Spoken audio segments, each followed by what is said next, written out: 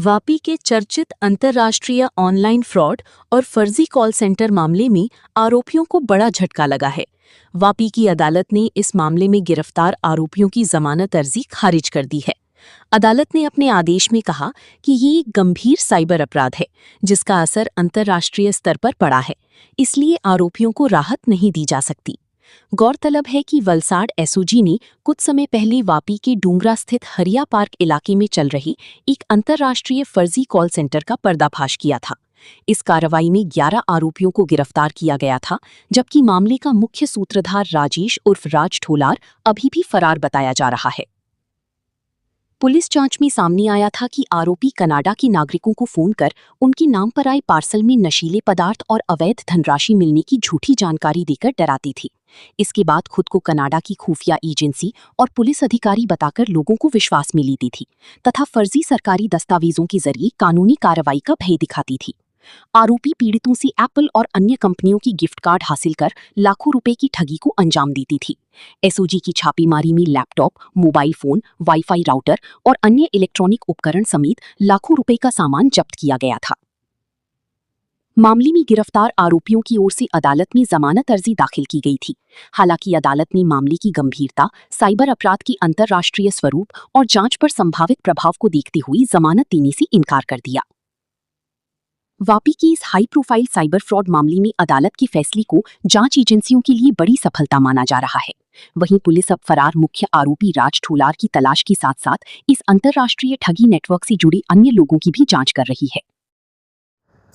मेरा नाम Mukesh Kumar Ishwarbhai Patanwadiya, assistant public prosecutor Vapi court. गई तारीख 11/6/2024 रोज एसओजी पीआई YH हड़िया नाओए वापीनी अंदर बातमीने आधारे एक रेड करेली। फेक कॉल सेंटरना बातमी मळे। ए बातमीना आधारे एमने रेड करता 11 आरोपीओ एक कॉल सेंटरनी अंदर जणाई आवेला अने लैपटॉप 7 नंग लैपटॉप है, मोबाइल है, तेमज घणी बधी बीजी वस्तु पण मळी आवेली अने एमने कब्जे करेल। त्यारबाद पीआई हड़ियाए एने डूंगरा पोलीस स्टेशन में ए गुनानो रजिस्टर करावी आगळनी तपास अर्थे मोकली आपेल।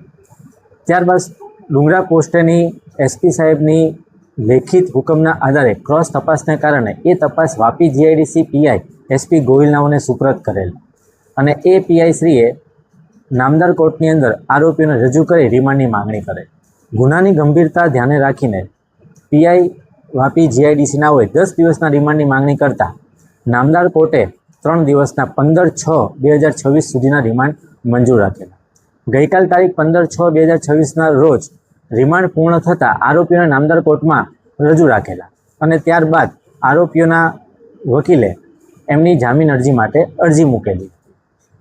बंनेनी सरकार पक्षे एपीपी श्री तेमज आरोपी तरफे आरोपीना वकीलश्रीनी बंनेनी दलीलोने ध्याने राखी नामदार कोर्टे तेमज सरकार पक्षे मारी दलील ने ध्याने राखी गुनानी गंभीरता ने जोईने तमामे तमाम 11 आरोपीओना जामीन अर्जी नामंजूर करी। फरियाद हकीकत टूंक में जोवा जोईए तो 11 आरोपीओ केनेडियन विदेशी नागरिकोने फेक कॉल करी खोटा दस्तावेजों बतावीने तेमनी पासेथी रूपियानी मांगणी करता हता अने ए मांगणी करी ए मांगणीना आधारे ए लोकोने डरावी धमकावीने एमनी पासेथी पैसा ट्रांसफर करता हता ने आ कॉल इंटरनेट थकी कॉल करता हता।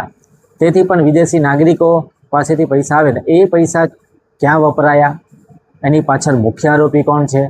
आ समग्र तपासनी अंदर मुख्य आरोपी राजेश ठोलार हजी भागेडू छे, नास्तो फरतो छे अने आगळनी मुख्य तपासमां शुं बहार आवे छे ए मुख्य आरोपी पकड़ाय त्यार पछी आपणने साची हकीकत खबर पड़े के एने जे रूपिया आवेला छे विदेशी करन्सी एनो केवी रीते उपयोग थतो हतो, क्यां वापरता हता अने कोना संचालकथी आ चालतुं हतुं।